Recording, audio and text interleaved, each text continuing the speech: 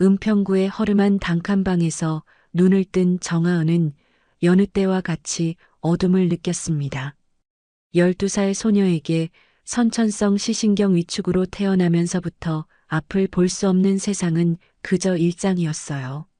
하지만 하은이는 그 어둠 속에서도 빛을 찾는 법을 알고 있었죠.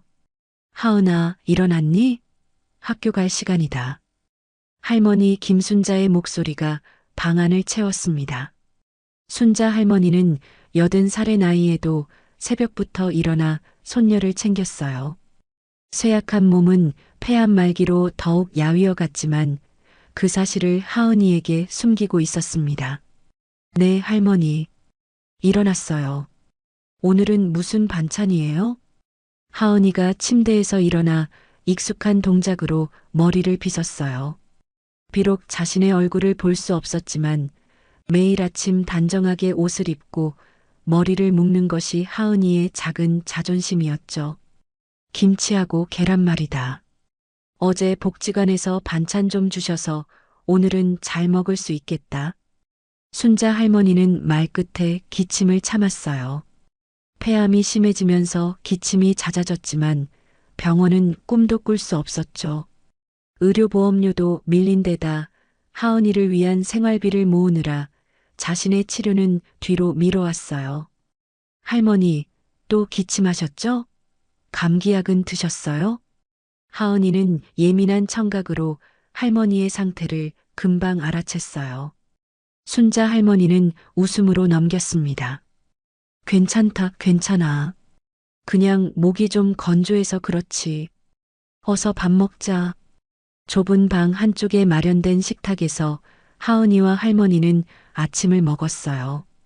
텔레비전에서는 아침 뉴스가 흘러나왔는데 1995년에 사망한 동원그룹 회장의 유산 분쟁이 여전히 끝나지 않았다는 소식이 나왔어요. 저 부자들은 돈이 많아도 행복하지 않은가 봐요, 할머니. 하은이가 말했어요. 순자 할머니는 순간 굳은 표정을 지었지만 하은이는 그걸 볼 수 없었죠. 세상 일이란 게 다 그렇단다. 돈이 많든 적든 사람 마음은 비슷하지. 식사를 마친 하은이는 학교가 아닌 동네 도서관으로 향했습니다. 하은이는 통합교육의 일환으로 일반 학교에 다니지만 요즘은 방학이라 매일 도서관에 가는 것이 일과였어요. 주변 사람들이 도서관 천사라고 부를 정도로 하은이는 그곳에서 책을 듣고 때로는 점자책을 읽으며 지냈죠. 하은아, 가방 잘 메고 하얀 지팡이 꼭 잡고 오후 4시에 집에 돌아오는 거 알지? 네, 할머니. 오늘은 작은 아씨들을 들을 거예요. 자원봉사자 선생님이 오늘 읽어주신대요. 하은이는 환하게 웃으며 지팡이를 짚고 현관을 나섰어요. 그 모습이 너무 씩씩해서 순자 할머니는 문득 눈물이 났습니다. 기침을 참으며 창문으로 하은이가 멀어지는 모습을 지켜보던 순자 할머니는 서랍에서 약봉지를 꺼냈어요. 말기 폐암 진통제라고 적힌 약이었습니다. 하은이는 매일 같은 길을 걸었어요. 아파트 단지를 지나 편의점 앞에서 왼쪽으로 돌고 신호등 3개를 건너면 도서관이었죠. 매일 같은 시각, 같은 길을 걷는 하은이를 동네 사람들은 모두 알고 있었어요. 하은이 왔네. 오늘도 도서관 가니? 네, 김할아버지. 오늘도 화초가게 앞이죠? 하은이는 냄새로 김할아버지의 꽃집을 알아챘어요. 그렇게 익숙한 길을 걷던 하은이는 마지막 횡단보도 앞에 섰습니다. 비가 조금씩 내리기 시작했어요. 우산을 쓰고 신호가 바뀌기를 기다리는데 갑자기 옆에서 쿵 하는 소리가 들렸어요. 누군가가 바닥에 쓰러져 있었습니다. 어르신 괜찮으세요? 하은이는 무서운 마음을 누르고 조심스레 지팡이를 짚은 채 한 발짝 다가갔어요. 그리고 그날 그 횡단보도 위에서 하은이의 평생을 바꿀 일이 벌어지기 시작했습니다. 빗방울이 더 굵어졌습니다. 하은이는 우산을 쥐고 쓰러진 사람 쪽으로 조심스럽게 다가갔어요. 지팡이로 바닥을 더듬으며 한 걸음 한 걸음 내딛었죠. 어르신, 괜찮으세요? 어디 아프신가요? 아무런 대답이 없었어요. 하은이는 무서웠지만 또 다른 한편으로는 그 사람이 걱정되었죠. 비에 젖은 하은이의 머리카락이 얼굴에 달라붙었어요. 주변 행인들은 우산을 쓰고 빠르게 지나갔지만 아무도 멈춰 서지 않았어요. 누가 좀 도와주세요. 여기 아저씨가 쓰러지셨어요. 하은이의 외침에도 발걸음 소리만 들릴 뿐이었어요. 하은이는 용기를 내어 손을 뻗었어요. 손끝이 누군가의 옷자락에 닿았습니다. 축축한 천재질이 느껴졌어요. 어르신. 하은이는 더 손을 뻗어 그 사람의 손을 찾았어요. 마침내 차가운 손가락이 만져졌죠. 하은이는 그 손을 조심스럽게 잡았어요. 어르신, 제가 도와드릴게요. 정신 차리세요. 그 순간 손가락이 꿈틀거렸어요. 그리고 낮고 떨리는 목소리가 들렸습니다. 여긴 어디죠? 은평구예요, 할아버지. 신호등 앞이에요. 하은이는 안도의 한숨을 내쉬었어요. 다행히 그 사람이 대답을 했으니까요. 목소리는 노인의 것 같았어요. 떨리고 허약한 음성이었죠. 서울인가요? 지금 몇 년이지요? 이상한 질문이었어요. 하은이는 잠시 혼란스러웠지만 솔직하게 대답했습니다. 네, 서울이에요. 2025년이에요, 할아버지. 그 말을 들은 노인은 갑자기 기이한 침묵에 빠졌어요. 비가 내리는 소리와 지나가는 자동차 소리만 들릴 뿐이었죠. 하은이는 그 침묵이 불안했어요. 할아버지, 병원에 가셔야 할 것 같아요. 제가 119에 신고할게요. 하은이가 주머니에서 휴대폰을 꺼내려는 순간 노인이 떨리는 목소리로 말했어요. 내가 돌아온 건가? 30해 만에. 하은이는 노인의 말을 이해할 수 없었어요. 어쩌면 정신이 혼미한 상태인지도 모른다고 생각했죠. 하은이는 사람들에게 다시 도움을 청했어요. 누구 좀 도와주세요. 여기 할아버지가 아프세요. 이번에는 누군가 발걸음을 멈췄어요. 종이컵에 담긴 커피를 들고 있던 젊은 여성이었습니다. 어머, 이게 무슨 일이래. 애기야, 비켜봐. 내가 119에 신고할게. 여성은 재빨리 전화를 걸었어요. 여보세요, 은평구 녹번동 사거리요. 노인분이 쓰러져 계세요. 네, 빨리 와주세요. 그 사이 하은이는 계속 노인의 손을 잡고 있었어요. 이상하게도 처음에는 차가웠던 손이 조금씩 따뜻해지는 느낌이었어요. 할아버지, 괜찮으세요? 구급차가 금방 올 거예요. 노인은 하은이의 손을 꼭 쥐었어요. 그리고 떨리는 목소리로 물었습니다. 내 이름이 뭐니? 정하은이에요, 할아버지. 하은. 좋은 이름이구나. 사이렌 소리가 들렸어요. 구급차와 경찰차가 도착한 것 같았죠. 하은이는 노인의 손을 놓지 않았어요. 뭔가 낯설지만 따뜻한 느낌이 손끝에서 전해져 왔어요. 여기요. 할아버지가 여기 계세요. 구급대원들이 달려와 노인을 살폈어요. 심장 박동을 체크하고 산소 마스크를 씌웠죠. 하은이는 어쩔 수 없이 노인의 손을 놓아야 했어요. 얘야, 너 혼자니? 여기서 뭐 하고 있었어? 경찰이 하은이에게 물었어요. 도서관에 가는 길이었어요. 그런데 할아버지가 쓰러지셔서. 잘했다, 용감하게. 너 학생이구나?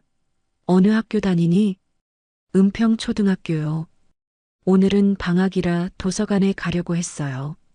경찰은 하은이의 시력 상태를 눈치챘는지 더 부드러운 목소리로 물었습니다. 혼자 다닐 수 있겠니? 아니면 우리가 데려다 줄까? 괜찮아요. 매일 가는 길이에요. 그때 구급대원 중 한 명이 경찰에게 다가와 작은 목소리로 말했어요. 하은이는 그 내용을 정확히 들을 수 없었지만 경찰의 놀란 반응은 알 수 있었죠. 뭐라고요? 그게 말이 됩니까? 확실합니까? 구급대원은 고개를 끄덕였어요. 얼굴이 너무 닮았습니다. 제가 어렸을 때 텔레비전에서 봤던 그 사람 같아요. 경찰은 다시 노인에게 다가가 물었습니다. 선생님, 성함이 어떻게 되십니까? 노인은 산소 마스크를 잠시 내리며 희미한 목소리로 대답했어요. 상규, 동원그룹, 회장. 그 순간 현장은 순간 정적에 빠졌어요. 경찰들은 서로 놀란 눈빛을 교환했죠. 하은이는 상황을 이해할 수 없었지만 뭔가 심상치 않은 일이 벌어졌다는 것은 느낄 수 있었어요. 하은아, 너는 이제 도서관에 가도 좋아. 할아버지는 우리가 병원으로 모시고 갈게. 하은이는 고개를 끄덕였지만 발걸음이 떨어지지 않았어요. 구급차에 실려가는 노인의 방향으로 고개를 돌렸죠. 비록 볼 수는 없었지만 그 노인과의 만남이 자신의 삶을 바꿀 것이라는 이상한 예감이 들었어요. 할아버지, 빨리 나으세요. 하은이는 작은 목소리로 속삭였습니다. 그리고 도서관으로 향하는 발걸음을 옮겼어요. 하지만 오늘은 책이 눈에 들어오지 않을 것 같았죠. 병원 응급실은 분주했습니다. 구급차로 후송된 노인은 중환자실로 옮겨졌고 의사들은 그의 상태를 면밀히 살피고 있었어요. 경찰 박 형사는 노인의 신원 확인을 위해 병원에 남았습니다. 이분이 정말 강상규 회장이라고요? 1995년에 사망 처리된 그분이? 젊은 순경이 의아해하며 물었어요. 아직 확실한 건 없어. 하지만 얼굴이 너무 닮았어. 내가 어렸을 때 교과서에서 봤던 그 모습 그대로야. 박 형사는 휴대폰으로 인터넷 검색을 해보았습니다. 30해 전 동원그룹을 이끌었던 강상규 회장의 사진이 화면에 나타났어요. 침대에 누워있는 노인과 비교해보니 분명 같은 사람 같았죠. 세월의 흔적이 더해졌지만 눈매와 이목구비는 거의 일치했습니다. DNA 검사를 의뢰했으니 결과를 기다려봐야겠지. 유가족에게도 연락해야 하고. 그때 병실 문이 열리고 의사가 들어왔어요. 어떻습니까, 선생님? 환자 상태가 어떤가요? 박 형사가 물었어요. 영양실조와 탈수 증세가 있습니다. 오랫동안 제대로 된 치료를 받지 못한 것 같아요.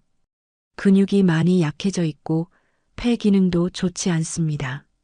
하지만 생명에는 지장 없어요. 의사는 차트를 넘기며 말을 이었습니다. 특이한 점은 머리에 오래된 수술 흔적이 있다는 거예요. 아마도 중증 뇌손상 후 수술을 받은 흔적 같습니다. 그리고 몸에 여러 곳에 주사 자국이 있어요. 오랫동안 약물 치료를 받았던 것 같네요. 박 형사는 고개를 끄덕였습니다. 혹시 깨어나셨나요? 네, 의식은 있어요. 하지만 혼란스러워 하시는 것 같습니다. 시간과 장소에 대한 인지가 명확하지 않아요. 계속 30해라는 말씀을 하시더군요. 병실 안으로 들어가자 노인은 창밖을 바라보고 있었어요. 병원 가운을 입은 모습이 더욱 쇠약해 보였죠. 선생님, 저는 서울경찰청 박준호 형사입니다. 몇 가지 여쭤볼 게 있습니다. 노인은 천천히 고개를 돌렸어요. 그의 눈빛은 맑았지만 깊은 슬픔이 담겨 있었죠. 당신은 정말 강상규 회장님이십니까? 노인은 희미하게 미소 지었어요. 그렇소. 내가 강상규요. 회장님, 1995년에 교통사고로 뇌사 판정을 받으신 후 사망 처리가 되셨는데 어떻게 살아계신 겁니까? 강상규는 천천히 말했어요. 내가 모든 걸 다 기억하진 못하오. 사고가 났고 그 후로 오랫동안 어둠 속에 있었소. 충청도 어딘가의 병원, 무용고자 91번이라고 불렸지. 어떻게 그곳에 계셨던 겁니까? 내 아들, 준태가 나를 그곳에 가두었소. 내 재산을 차지하기 위해서. 강상규의 목소리가 떨렸어요. 그때 병실 문이 벌컥 열렸습니다. 고급 정장을 입은 중년 남성이 들어왔어요. 그의 뒤로 여러 명의 비서와 변호사들이 따라 들어왔죠. 이게 무슨 황당한 소동입니까? 우리 아버지는 30해 전에 돌아가셨습니다. 강준태 현 동원그룹 회장이었어요. 그는 병상의 노인을 보자 얼굴색이 변했습니다. 잠시 침묵이 흐르더니 그는 냉정한 목소리로 말했어요. 이건 분명 사기꾼입니다. 우리 아버지와 닮았을 뿐이에요. DNA 검사를 해보세요. 이건 우리 그룹을 노린 계획적인 사기일 뿐입니다. 박 형사는 침착하게 대응했어요. 이미 DNA 검사를 의뢰했습니다. 결과가 나오면 모든 것이 명확해질 겁니다. 강준태는 비웃듯 웃었어요. 해보세요. 하지만 이건 시간 낭비일 뿐입니다. 우리 아버지는 장례식도 치렀고 가족묘에 모셨습니다. 이 해프닝이 언론에 알려지지 않도록 해주시기 바랍니다. 강상규는 침대에서 일어나려고 했지만 힘이 없어 다시 누웠어요. 그는 강준태를 바라보며 말했습니다. 준태야, 정말 너구나. 많이 늙었구나. 강준태는 그 말을 무시하고 변호사에게 귓속말을 했어요. 그리고는 병실을 나가버렸죠. 변호사 한 명이 남아 박 형사에게 말했습니다. 이 사건이 언론에 노출되면 법적 대응을 할 것입니다. 동원그룹의 명예를 훼손하는 행위를 용납하지 않겠습니다. 그러나 사흘 후 모든 상황은 뒤바뀌었어요. DNA 검사 결과가 나온 것이죠. 박 형사님, 검사 결과가 나왔습니다. 경찰서 동료가 서류를 건넸어요. 박 형사는 서류를 읽고 놀란 표정을 지었어요. 이럴 수가. 정말 강상규 회장이 맞습니다. DNA가 일치해요. 뉴스는 순식간에 퍼졌습니다. 30해 전 사망한 재벌 회장, 살아서 돌아오다 모든 언론은 이 사건을 대대적으로 보도했어요. 강상규의 사연이 밝혀지기 시작했습니다. 1995년 그는 교통사고로 중상을 입고 병원에 실려갔어요. 의사들은 뇌사 상태라고 판단했죠. 그러나 그의 가족들, 특히 장남 강준태는 유산 상속을 서두르기 위해 사망진단서를 조작했어요. 의식이 있었던 강상규는 비밀리에 충청도의 한 요양병원으로 옮겨졌고 그곳에서 무연고자 91번으로 30해를 보냈던 것이었죠. 어떻게 이런 끔찍한 일이. 많은 사람들이 충격에 빠졌어요. 한편 하은이는 뉴스를 듣고 깜짝 놀랐습니다. 텔레비전에서 계속 보도되는 강상규의 이야기를 들으며 할머니에게 물었어요. 할머니, 제가 만난 그 할아버지가 유명한 사람이었나 봐요. 어떻게 그런 일이 있을 수 있어요? 순자 할머니는 창백한 얼굴로 텔레비전을 바라보았어요. 그녀의 손이 떨렸죠. 하은아, 무서운 세상이구나. 하은이는 할머니의 목소리가 평소와 다르다는 것을 느꼈어요. 뭔가 불안하고 떨리는 목소리였죠. 할머니, 괜찮으세요? 목소리가 이상해요. 순자 할머니는 깊은 한숨을 내쉬었어요. 그리고 결심한 듯 말했습니다. 하은아, 할머니가 너에게 말해야 할 게 있구나. 그 순간 할머니의 기침이 심해졌어요. 숨을 쉬기 힘든 듯 가슴을 부여잡았죠. 하은이는 당황하여 소리쳤습니다. 할머니, 할머니, 어떡해요? 119에 전화할게요. 그러나 순자 할머니는 하은이의 손을 잡고 말했어요. 괜찮다. 잠시 그럴 뿐이야.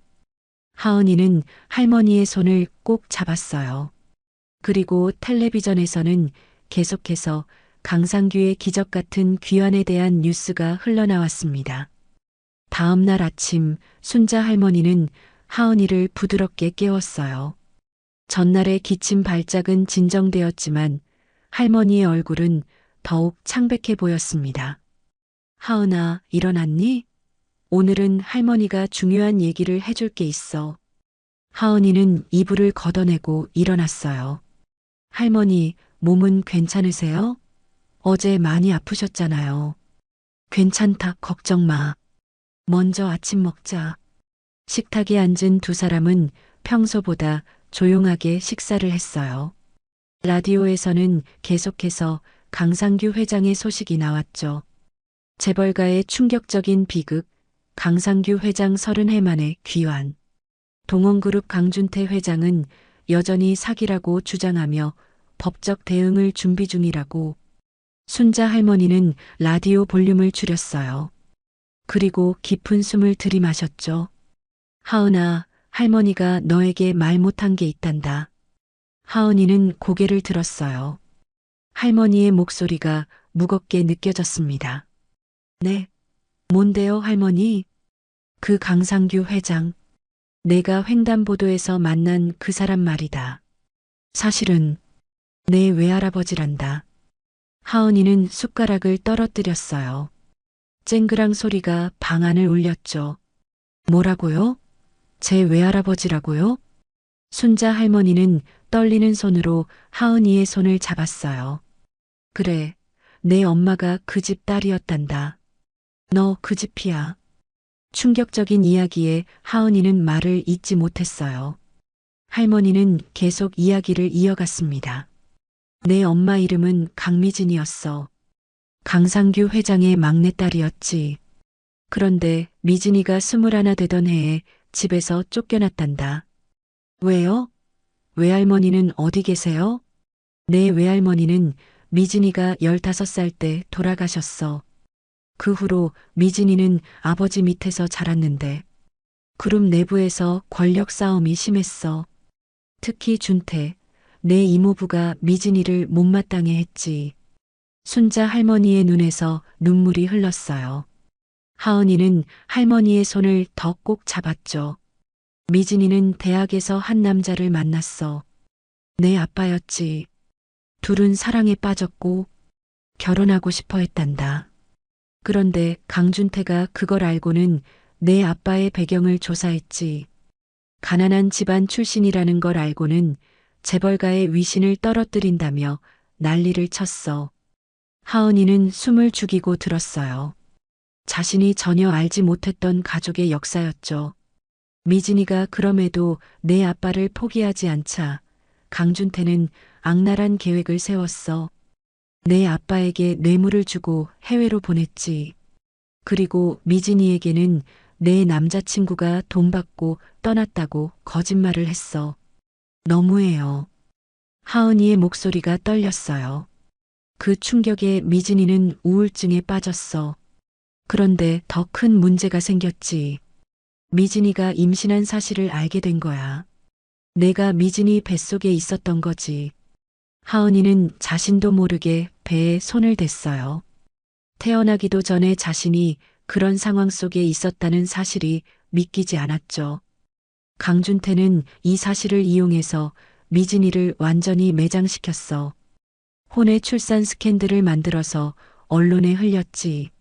사실은 내 아빠와 미진이는 비밀리에 혼인신고를 했었는데도 말이야.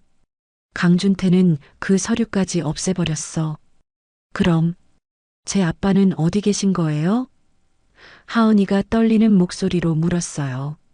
순자 할머니의 얼굴이 더욱 어두워졌습니다. 내 아빠는 해외에서 자동차 사고로 돌아가셨단다. 내가 태어나기 2달 전이었어.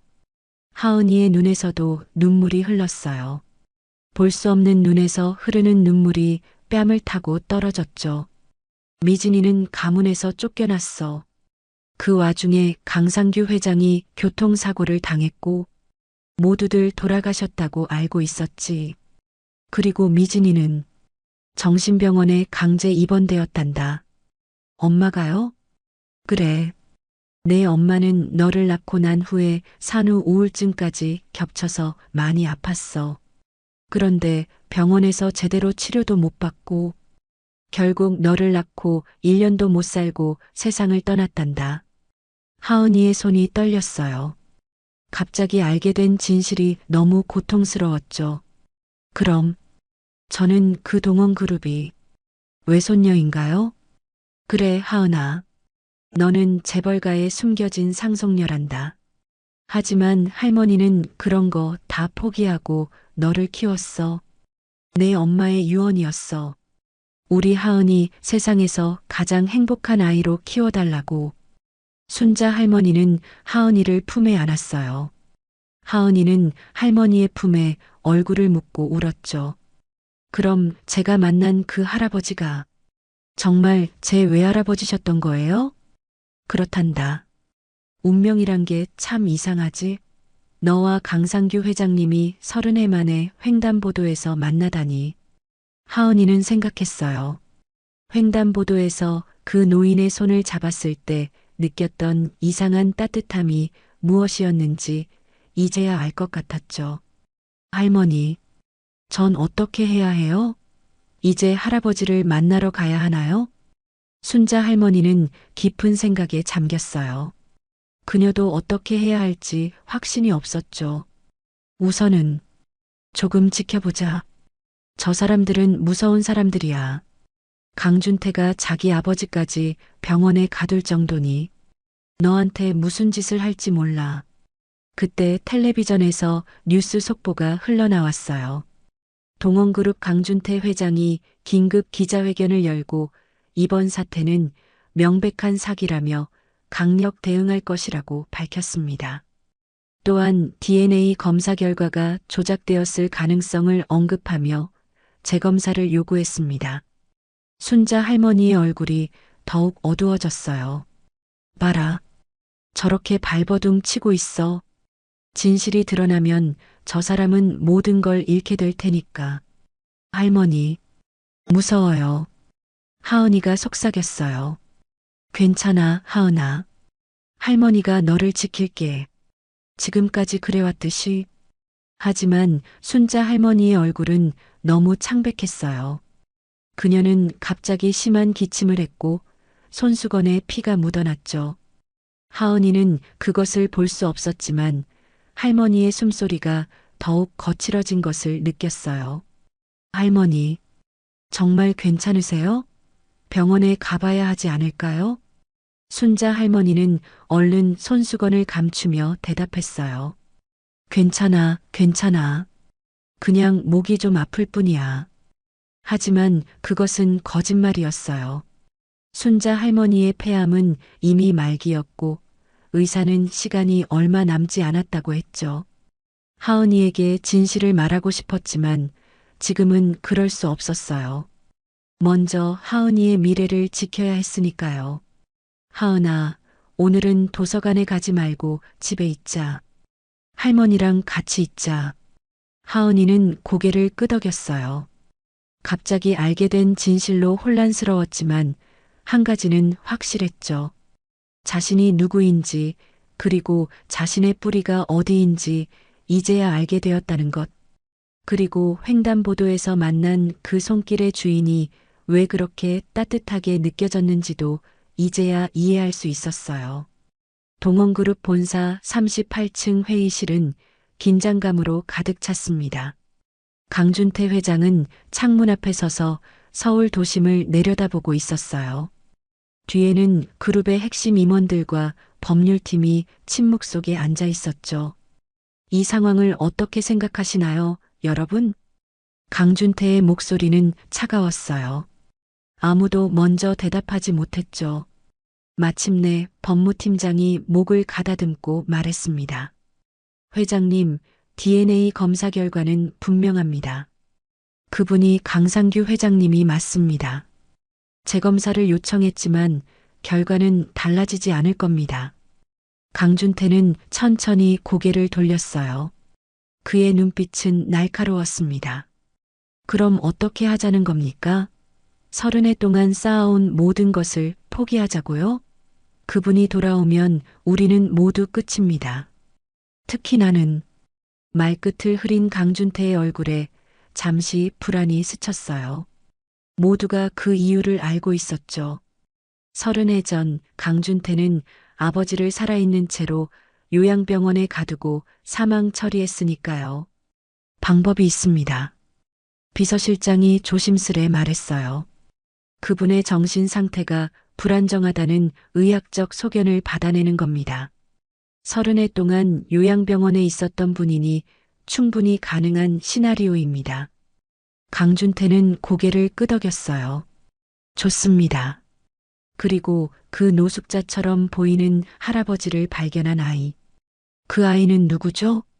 정하은이라는 소녀입니다.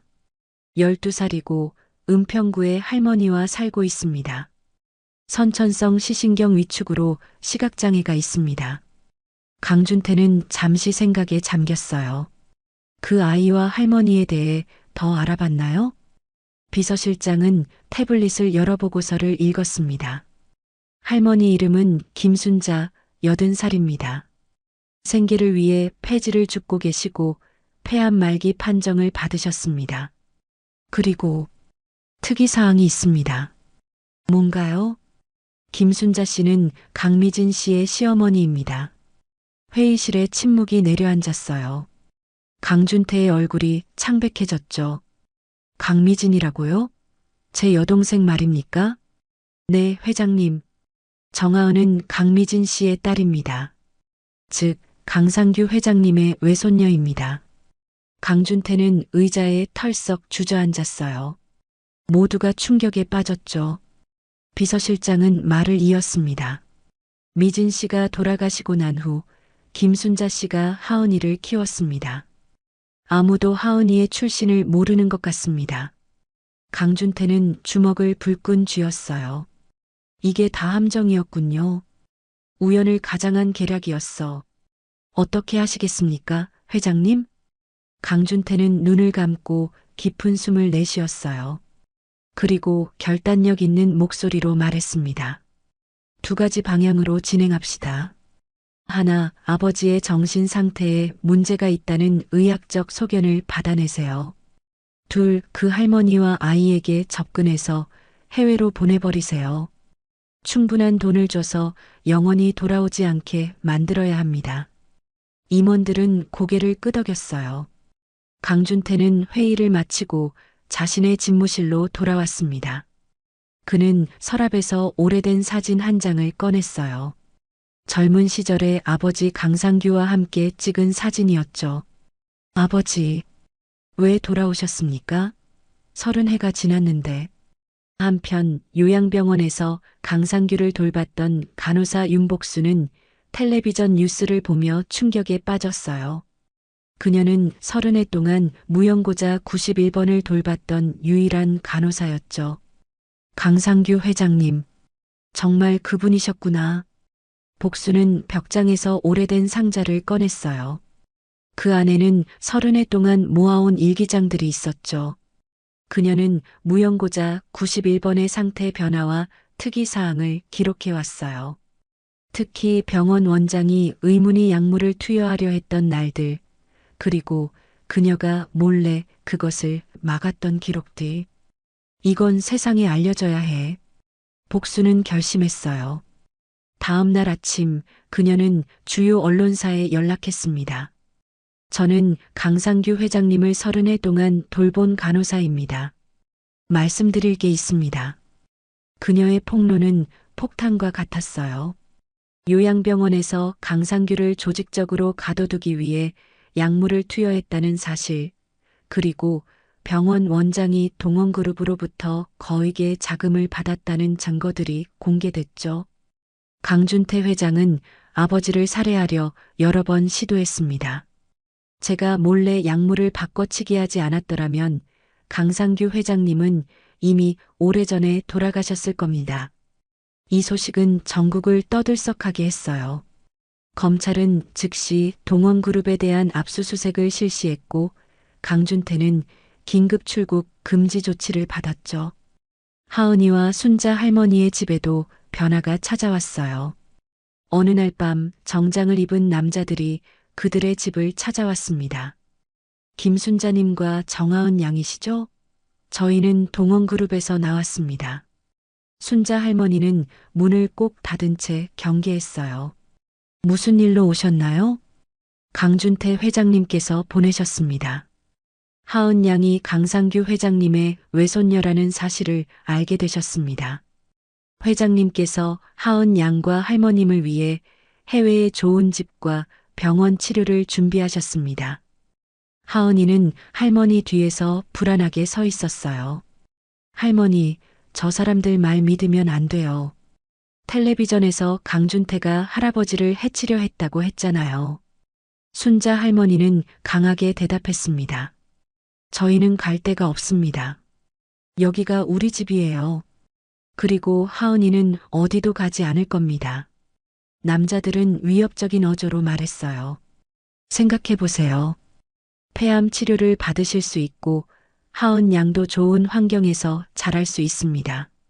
아니면 불편한 일이 생길 수도 있고요. 순자 할머니는 떨리는 손으로 전화기를 들었어요. 당장 나가세요. 아니면 경찰에 신고하겠습니다. 남자들은 마지못해 물러났지만 이것이 끝이 아니라는 것을 순자 할머니는 알고 있었어요. 그날 밤 순자 할머니의 상태가 급격히 악화되었어요. 가슴에 통증이 심해지고 숨쉬기가 힘들어졌죠. 하은이는 당황하여 이웃집에 도움을 청했고 구급차가 왔어요. 병원에 도착한 순자 할머니는 중환자실로 옮겨졌습니다. 의사는 하은이에게 조심스럽게 말했어요. 폐암이 많이 진행되었습니다. 시간이 많지 않으실 것 같아요. 하은이는 눈물을 흘리며 할머니 곁을 지켰어요. 그때 병실 문이 열리고 누군가 들어왔습니다. 하은아, 내가 하은이구나. 떨리는 목소리. 횡단보도에서 만났던 그 목소리였어요.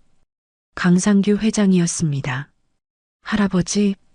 하은이는 그 목소리를 기억했어요. 강상규는 천천히 다가와 하은이의 손을 잡았습니다.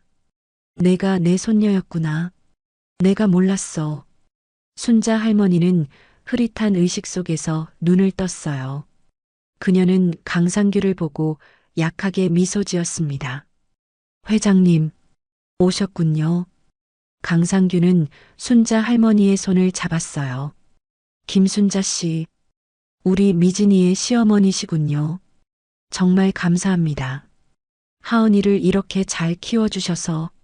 순자 할머니는 힘겹게 말했어요. 회장님, 제가 부탁이 있습니다. 하은이를 지켜주세요. 준태 그 사람이 하은이를 해치려 할 거예요. 강상규는 고개를 끄덕였어요. 약속합니다. 내 목숨을 걸고 하은이를 지키겠습니다. 순자 할머니는 마지막 힘을 다해 하은이의 손을 잡았어요. 하은아, 할머니가 너무 사랑한다. 이제 내 진짜 가족을 찾았구나. 그리고 순자 할머니는 평화로운 표정으로 눈을 감았어요. 심전도 모니터의 선이 일직선이 되었죠. 할머니, 할머니. 하은이는 할머니의 손을 놓지 않았어요. 일어나세요, 할머니. 제발. 강상규는 눈물을 흘리며 하은이를 안았어요. 하은이는 처음으로 세상의 잔혹함을 원망하며 병원 바닥에 주저앉아 통곡했습니다. 왜 할머니가 가셔야 해요? 할머니는 나쁜 사람이 아닌데. 왜 좋은 사람들만 가는 거예요? 강상규는 아무 말도 할 수 없었어요. 그저 하은이를 안아주는 것밖에 할 수 없었죠. 그의 눈에서도 눈물이 흘렀습니다. 30해를 어둠 속에서 보내고 깨어나자마자 맞닥뜨린 현실이 너무 가혹했어요. 병실 밖에서는 기자들이 모여들기 시작했습니다. 강상규 회장, 외손녀와 재회라는 소식이 퍼진 것이었죠. 하지만 그들의 재회는 눈물로 얼룩져 있었어요. 할머니의 장례식은 소박하게 치러졌습니다. 평소 순자 할머니의 소원대로 화장을 하고 유골은 한강에 뿌렸어요. 하은이는 할머니가 좋아하던 국화를 강물에 띄우며 마지막 인사를 했습니다. 할머니, 이제 편히 쉬세요. 사랑해요. 하은이의 옆에는 강상규가 서 있었어요. 그는 휠체어를 타고 있었지만 장례식 동안만큼은 일어서서 하은이의 손을 잡아주었죠. 30해의 강금 생활로 그의 몸은 약해졌지만 정신만큼은 또렷했어요. 장례식을 마치고 두 사람은 조용한 카페에 앉았습니다. 하은이는 따뜻한 코코아를 마시며 생각에 잠겼어요. 이제 할머니는 없고 갑자기 나타난 외할아버지와 함께하게 된 현실이 아직 실감 나지 않았죠. 하은아, 강상규가 조심스레 입을 열었어요. 내가 너한테 할 말이 있구나. 하은이는 고개를 들었어요. 비록 할아버지의 얼굴을 볼 수는 없었지만 그의 목소리가 떨리는 것을 느낄 수 있었죠. 네, 할아버지. 그날 내가 횡단보도에서 나를 발견했을 때 사실은 내가 쓰러진 게 아니었어. 하은이는 의아해했어요. 그럼요? 나는 너를 기다리고 있었단다. 충격적인 말에 하은이는 코코아 잔을 꼭 쥐었어요. 강상규는 천천히 설명을 이어갔습니다. 요양병원에서 깨어난 후 내가 가장 먼저 한 일은 미진이를 찾는 거였어. 하지만 그 아이가 이미 세상을 떠났다는 소식을 들었지. 그리고 미진이에게 딸이 있다는 것도 알게 되었단다. 강상규의 목소리가 흔들렸어요. 그는 잠시 숨을 고르고 계속 말했습니다. 나는 너를 찾았어. 비록 내 몸은 약했지만 내 손녀를 꼭 만나고 싶었거든. 그래서 매일 내가 도서관에 가는 길을 지켜봤단다. 그러다가 용기를 내서 그날 내 앞에 쓰러진 척했지. 하은이는 놀라움에 입을 다물지 못했어요. 그럼 그건 연기였어요? 강상규는 쓸쓸하게 웃었어요. 반은 연기였고 반은 진짜였단다. 내 앞에 서자 갑자기 다리에 힘이 풀렸거든. 내가 내 손녀라는 생각에 가슴이 너무 벅차서. 그래서 제 손을 잡으셨던 거예요? 그래. 나도 너 같은 손을 잡고 싶었단다. 그날 내가 나를 일으켜준 게 아니야. 내가 너를 붙잡은 거였어. 강상규의 눈에서 눈물이 흘렀어요. 하은이도 뭉클한 감정이 북받쳐 올랐죠. 나는 30해 동안 어둠 속에 갇혀 있었단다. 내가 태어나고 자라는 모습을 볼 수 없었지. 그게 내게는 가장 큰 형벌이었어. 하은이는 조심스럽게 손을 뻗어 할아버지의 손을 찾았어요. 그리고 따뜻하게 잡았죠. 제가 앞은 못 봐도 사람의 마음은 느껴요. 할아버지는 절 보고 싶으셨던 거죠? 그 말에 강상규는 참았던 눈물을 터뜨렸어요. 그는 하은이의 손을 꼭 잡고 흐느꼈습니다. 미안하다. 정말 미안하다. 내가 더 강했더라면 미진이도 살릴 수 있었을 텐데. 너도 이렇게 고생시키지 않았을 텐데. 하은이는 할아버지의 손을 더 꼭 잡았어요. 괜찮아요, 할아버지. 저는 할머니와 행복하게 살았어요. 할머니는 정말 좋은 분이셨거든요. 그래. 김순자 여사는 정말 훌륭한 분이셨어. 내가 못한 일을 대신해 주셨지. 잠시 침묵이 흐른 후 강상규는 결심한 듯 말했어요. 하은아, 이제 나와 함께 살자. 내가 너를 지키고 싶구나. 하은이는 잠시 생각에 잠겼어요. 할머니가 돌아가시고 익숙했던 집을 떠나야 한다는 생각에 두려웠지만 또 한편으로는 할아버지와 함께하는 새로운 시작에 대한 기대도 있었죠. 할아버지, 정말로 괜찮을까요? 제가 할아버지 인생에 방해가 될 것 같아요. 강상규는 단호하게 고개를 저었어요. 절대 그렇지 않아. 내가 내 인생의 빛이란다.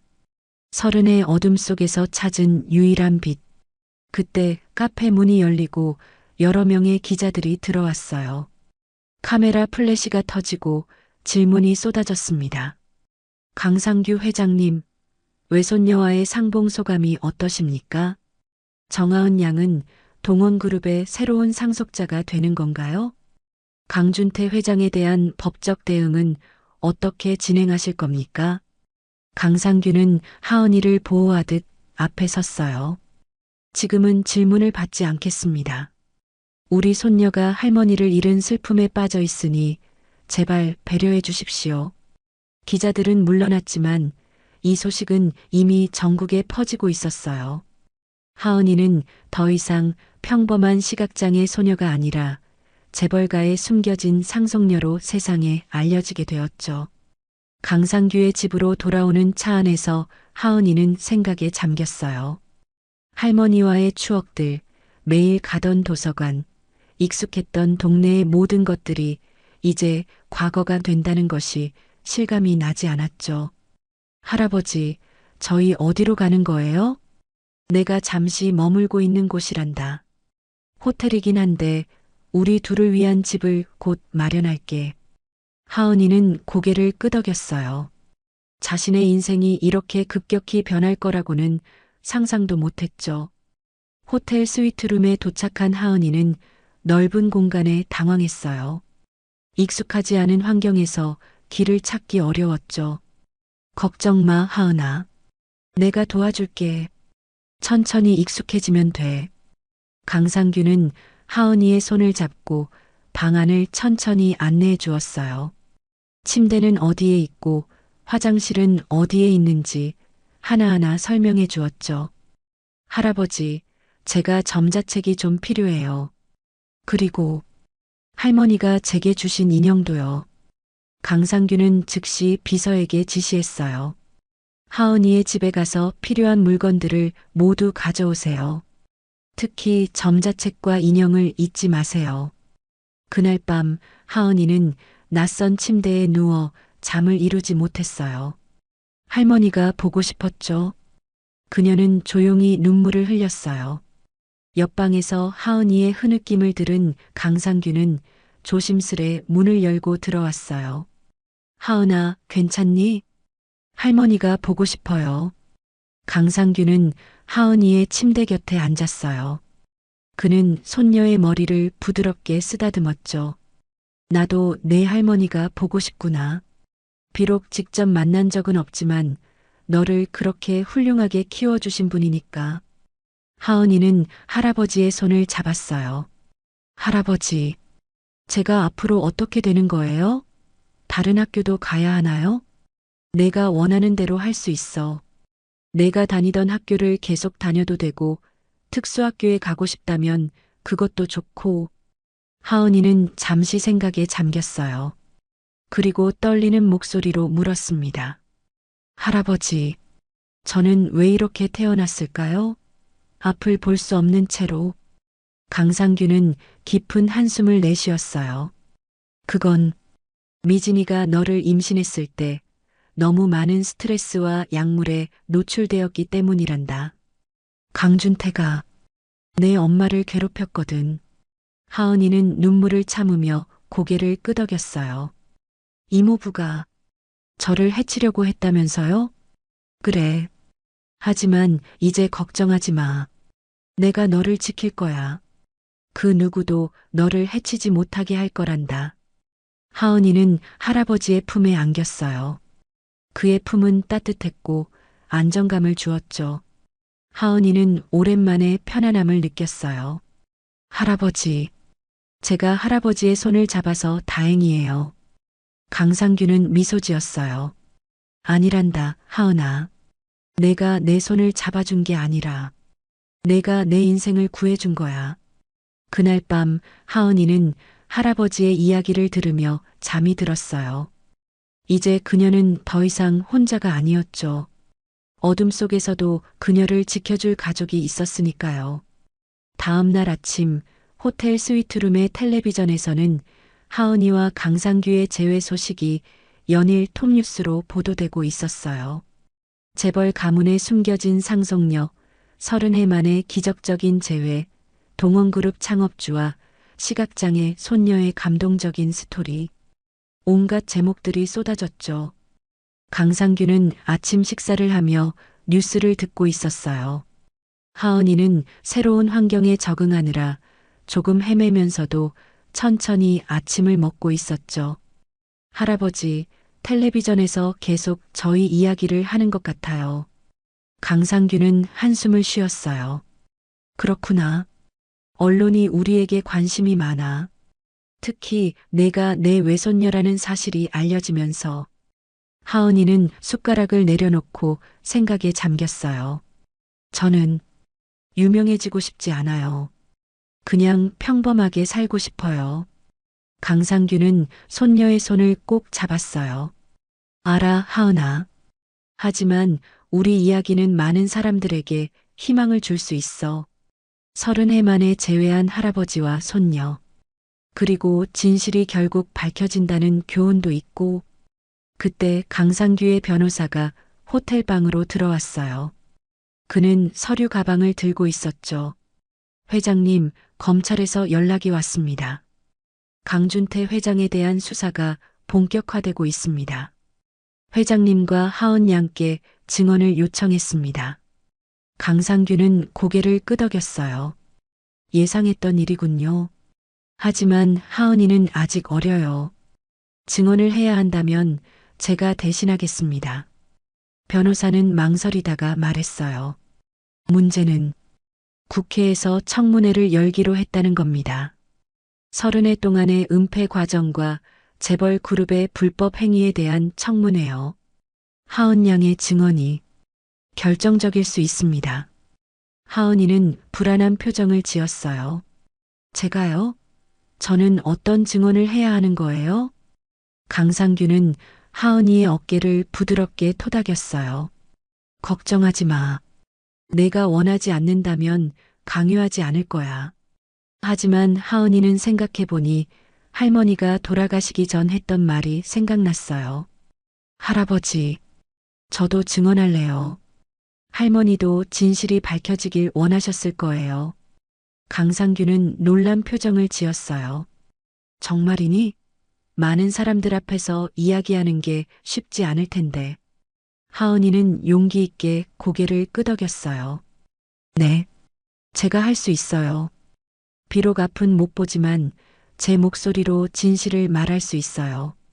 그렇게 일주일 후 국회에서는 동원그룹 강상규 회장 은폐 사건 진상규명 청문회가 열렸어요. 전국의 모든 방송사가 생중계했고 국민들의 관심은 최고조에 달했죠. 청문회장의 증인석에는 강상규와 하은이가 나란히 앉았어요. 강상규는 휠체어를 타고 있었고 하은이는 하얀 지팡이를 손에 쥐고 있었죠. 방청석에는 수많은 기자들과 시민들이 자리했어요. 증인 정하은 양, 당신은 강상규 회장님을 어떻게 만나게 되었습니까? 위원장의 질문에 하은이는 떨리는 목소리로 대답했어요. 저는 횡단보도에서 할아버지를 만났어요. 비가 오는 날이었고 할아버지가 쓰러져 계셨어요. 저는 그분의 손을 잡아드렸죠. 당시 강상규 회장님이 본인의 외할아버지라는 사실을 알고 계셨습니까? 아니요, 전혀 몰랐어요. 나중에 할머니께서 알려주셨어요. 저희 엄마가 강상규 할아버지의 막내딸이었다고요. 강준태 회장을 만난 적이 있습니까? 하은이는 고개를 저었어요. 직접 만난 적은 없어요. 하지만 할머니께서 돌아가시기 전에 말씀하셨어요. 강준태 이모부가 저희를 해외로 보내려고 했다고. 증언은 3시간 동안 이어졌어요. 하은이의 침착하고 솔직한 증언은 많은 사람들의 마음을 움직였죠. 특히 할머니의 마지막 유언을 전하는 부분에서는 청문회장 전체가 눈물바다가 되었어요. 마지막으로 강상규가 증언대에 섰습니다. 그는 휠체어에서 일어나 천천히 마이크 앞으로 걸어갔어요. 저는 30해 동안 살아있었지만 세상으로부터 격리되었습니다. 제 아들 강준태는 회사를 차지하기 위해 저를 뇌사 상태로 위장하고 충청도의 요양병원에 무용고자 91번으로 가두었습니다. 강상규의 목소리는 단호했어요. 30해의 어둠이 그의 정신을 꺾지 못했다는 것을 보여주듯 힘이 있었죠. 나는 죽지 않았습니다. 죽은 건 내 가족의 양심과 이 사회의 도덕이었습니다. 현장은 완전히 침묵에 빠졌어요. 그의 말 한마디 한마디가 무게감 있게 전달되었죠. 저는 제 외손녀 정하은이가 자랑스럽습니다. 그 아이는 앞을 볼 수 없지만 누구보다 세상을 맑게 보고 있습니다. 그 아이가 저를 찾아주었고 저를 다시 세상으로 이끌어 주었습니다. 청문회가 끝난 후 검찰은 강준태에 대한 구속영장을 청구했어요. 동원그룹의 주가는 급락했고 이사회는 긴급회의를 소집했죠. 강준태의 경영권 박탈은 이제 시간 문제였어요.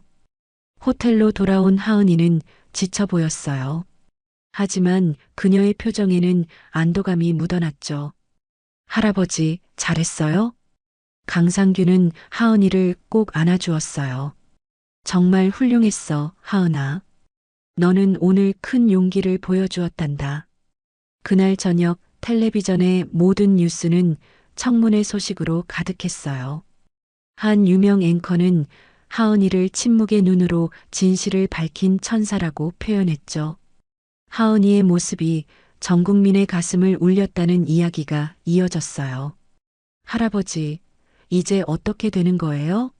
동원그룹은요? 강상규는 창밖을 바라보며 깊은 생각에 잠겼어요. 동원그룹은 이사회에서 결정할 일이야. 내가 다시 경영에 복귀할 생각은 없단다. 이제 내 나이가 84이니 회사를 이끌 체력도 없고, 그럼 강준태 이모부는요? 그 아이는 법의 심판을 받게 될 거야. 30해 동안의 죄를 벗기 위해서는 많은 시간이 필요할 게다. 하은이는 고개를 끄덕였어요. 그녀는 복수심보다는 안타까움을 느꼈죠. 어쩌면 모든 비극은 욕심에서 시작되었을지도 모른다는 생각이 들었어요. 강상규는 하은이의 손을 잡았어요. 하은아, 나는 이제 너와 함께 평범하게 살고 싶구나. 큰 집이나 호화로운 생활이 아니라 내가 마음 편히 지낼 수 있는 곳에서. 하은이는 미소 지었어요. 저도 그게 좋아요, 할아버지. 그리고 도서관에도 계속 가고 싶어요. 물론이지. 내가 원하는 대로 할 수 있어. 이제 우리는 함께니까. 그날 밤 하은이는 오랜만에 편안하게 잠들 수 있었어요. 비록 할머니는 더 이상 곁에 없었지만 이제 그녀에게는 새로운 가족이 생겼으니까요. 그리고 무엇보다 진실이 밝혀지고 정의가 실현되는 것을 경험했다는 것이 그녀에게 큰 위안이 되었죠. 잠들기 전 하은이는 할머니의 사진을 안고 속삭였어요. 할머니, 저 잘하고 있죠? 이제 할아버지와 함께 있어요. 할머니가 바라셨던 대로요. 창밖에서는 부드러운 봄비가 내리고 있었어요. 마치 하늘에서 축복의 눈물을 흘리는 것처럼 1년이 흘렀습니다. 서울 북한산 자락의 조용한 주택가에 위치한 2층 집. 아침 햇살이 창문을 통해 따스하게 비치는 거실에서 하은이는 점자책을 읽고 있었어요. 13살이 된 하은이는 더 키가 자랐고 더 성숙해 보였죠. 하은아, 아침 먹자. 강상규의 목소리가 부엌에서 들려왔어요. 하은이는 지팡이를 짚고 부엌으로 향했어요. 이제 이 집의 구조는 그녀에게 완전히 익숙해졌죠. 책장 모서리에서 3걸음, 오른쪽으로 돌아 6걸음, 그리고 부엌문. 할아버지, 오늘도 계란찜 만드셨어요? 하은이는 냄새로 알아챘어요. 그래, 내가 좋아하는 거잖니. 오늘 첫 등교니까 특별히 만들었단다. 강상규는 요리하는 법을 배워 매일 아침 하은이에게 직접 음식을 해주었어요. 85 노인의 서툰 솜씨였지만 그 정성만큼은 누구보다 컸죠. 할아버지, 긴장돼요. 새 학교라 친구들이 저를 어떻게 대할지. 하은이는 오늘부터 서울 맹학교에 다니게 되었어요. 지난 1년 동안 많은 변화가 있었죠. 강상규는 법적 투쟁 끝에 자신의 모든 권리를 되찾았고 동원그룹의 지분도 일부 확보했어요. 하지만 그는 경영에 복귀하는 대신 모든 것을 사회에 환원하기로 결정했죠. 친구들은 너를 좋아할 거야. 너처럼 따뜻하고 용기 있는 아이를 누가 싫어하겠니? 강상규는 하은이의 머리를 쓰다듬었어요. 그의 손은 여전히 약간 떨렸지만 예전보다 훨씬 건강해졌죠. 정기적인 재활치료 덕분에 이제 그는 지팡이만 짚고도 혼자 걸을 수 있었어요. 오늘 방과 후에 도서관에 가도 돼요? 물론이지. 윤 선생님이 너를 데려다 주실 거야. 윤 선생님은 하은이의 특수교육 보조교사였어요. 강상규가 직접 고용한 분으로 하은이의 학교 생활을 돕고 안전하게 귀가할 수 있도록 했죠. 아침 식사를 마친 후 하은이는 교복을 입고 준비를 마쳤어요. 강상규는 현관문 앞에서 하은이의 머리끈을 고쳐주며 말했습니다. 하은아, 할아버지가 정말 자랑스럽구나. 너는 어떤 어려움도 이겨낼 수 있는 강한 아이야. 하은이는 미소 지었어요.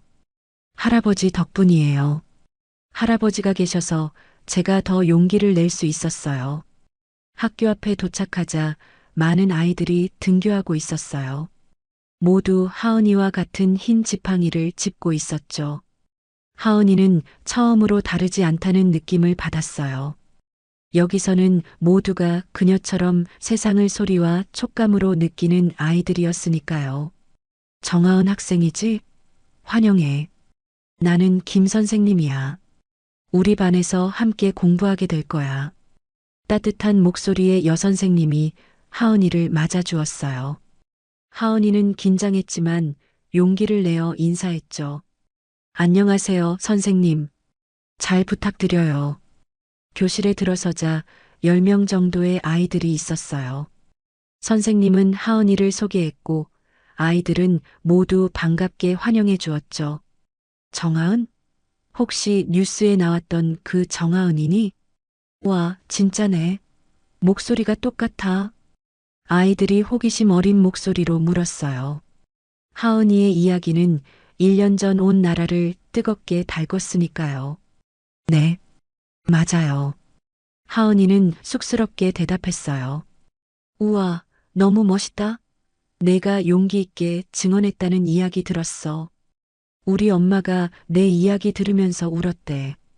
새 친구들은 하은이에게 너무 친절했어요. 그들은 하은이가 의자와 책상을 찾을 수 있게 도와주었고 학교 규칙과 일과를 상세히 설명해 주었죠.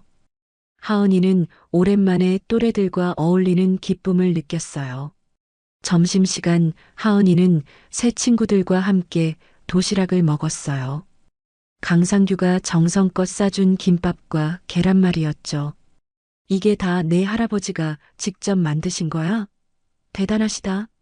친구들이 감탄했어요. 동원그룹의 전 회장이 손녀를 위해 도시락을 싸준다는 이야기는 감동적이었죠. 네, 할아버지가 요리 배우신 지 1년 됐어요. 처음엔 많이 서툴렀는데 이제는 정말 맛있게 해주세요. 하은이는 자랑스럽게 말했어요. 할아버지와 함께한 1년은 그녀에게 행복한 시간이었죠. 비록 할머니의 빈자리는 크게 느껴졌지만 할아버지의 사랑으로 그 공허함을 조금씩 채워나갈 수 있었어요.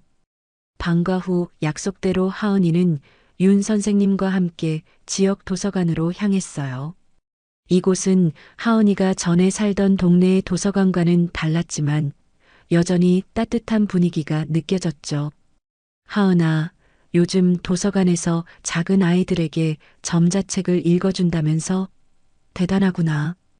윤 선생님이 말했어요. 하은이는 고개를 끄덕였습니다. 네, 제가 할 수 있는 일이 별로 없지만 저보다 어린 아이들에게 책을 읽어주는 건 정말 재미있어요. 제가 예전에 청각 낭독 자원봉사자 선생님들께 책을 들었던 것처럼요. 도서관에 도착하자 여러 명의 초등학교 저학년 아이들이 하은이를 기다리고 있었어요. 그들은 모두 시각장애가 있는 아이들은 아니었지만 하은이의 점자책 낭독 시간을 좋아했죠. 하은 언니 왔다.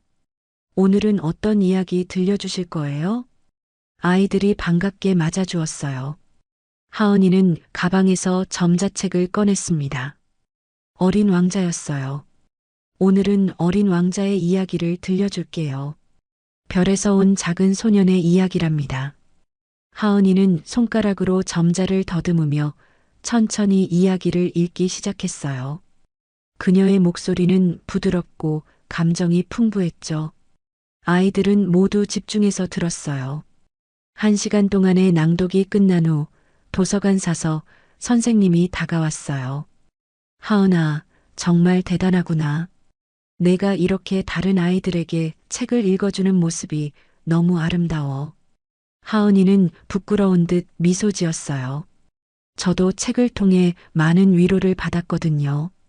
다른 아이들에게도 그런 경험을 선물하고 싶어요. 해가 저물 무렵 하은이는 윤 선생님과 함께 집으로 돌아왔어요. 현관문을 열자 맛있는 요리 냄새가 났죠. 할아버지, 저 왔어요. 강상규는 부엌에서 나와 하은이를 반겼어요. 우리 하은이 학교는 어땠니? 너무 좋았어요. 친구들도 많이 사귀었고 선생님도 너무 친절하셨어요. 그리고 도서관에서 아이들에게 책도 읽어줬어요. 저녁 식사 시간 하은이와 강상규는 테이블에 마주 앉았어요. 텔레비전에서는 뉴스가 흘러나왔죠. 오늘 강준태 전 동원그룹 회장에 대한 재판이 마무리되었습니다. 법원은 30해 동안의 은폐 행위와 무고한 사람을 감금한 혐의로 징역 15년을 선고했습니다. 강상규는 뉴스를 듣고 깊은 한숨을 내쉬었어요. 모든 게 끝났구나. 하은이는 할아버지의 손을 잡았어요. 할아버지, 이모부가 나쁜 일을 했지만 용서해 주실 거예요? 강상규는 잠시 생각에 잠겼어요. 시간이 필요할 것 같구나. 하지만 언젠가는 용서할 수 있을지도 모르겠다. 증오는 내 마음만 더 아프게 하니까. 하은이는 고개를 끄덕였어요. 할아버지의 지혜로운 마음씨가 느껴졌죠. 식사 후 두 사람은 거실 소파에 나란히 앉았어요. 강상규는 하은이에게 자신의 젊은 시절 이야기를 들려주었고 하은이는 할머니와의 추억을 이야기했죠. 그들은 서로의 삶의 조각들을 맞추며 더 단단한 가족이 되어가고 있었어요. 할아버지, 제가 만약 회사를 물려받게 된다면 어떻게 해야 할까요? 하은이의 질문에 강상규는 미소 지었어요. 그건 내가 결정할 일이야. 하지만 기억해라, 진정한 부는 돈이 아니라 사람과의 관계에 있단다. 내가 30해 동안 잃어버린 것은 회사가 아니라 너와 내 엄마와의 시간이었어. 하은이는 고개를 끄덕였어요. 저도 그렇게 생각해요. 돈보다 더 소중한 건 가족이잖아요. 다음 날 아침 강상규는 일찍 일어나 정원에 나갔어요. 그는 작은 나무를 심고 있었죠. 할아버지, 뭐 하세요? 하은이가 물었어요. 미진이를 위한 벚나무를 심고 있단다. 그리고 김순자 할머니를 위한 매화나무도 심을 거야. 이 정원이 우리 가족의 추억을 담은 공간이 되었으면 해서. 하은이는 감동해서 할아버지 옆에 무릎을 꿇고 함께 흙을 만졌어요. 비록 그녀는 나무의 모습을 볼 수 없었지만 그 의미를 가슴 깊이 느낄 수 있었죠. 할아버지, 저희 집 마당에 이렇게 많은 나무를 심으면 나중에는 작은 숲이 될 것 같아요. 강상규는 웃었어요. 그래, 우리만의 작은 숲이 될 거야. 내가 매일 이곳에서 새들의 노래를 들으며 책을 읽을 수 있게. 하은이는 흙 냄새를 맡으며 행복한 미소를 지었어요. 그녀의 세계는 어둠 속에 있었지만 그 어둠 속에서도 무수한 빛을 느낄 수 있었죠. 할아버지, 제겐 여전히 어둠이 많지만 이제 외롭지는 않아요. 제 손을 잡아주신 분이 계시니까요. 강상규는 손녀의 머리를 쓰다듬었어요. 그의 눈에는 행복의 눈물이 맺혔죠. 내가 내 손을 잡아준 거란다, 하은아. 어둠 속에서 길을 잃은 내 손을 내가 잡아주었어. 두 사람은 서로를 껴안았어요.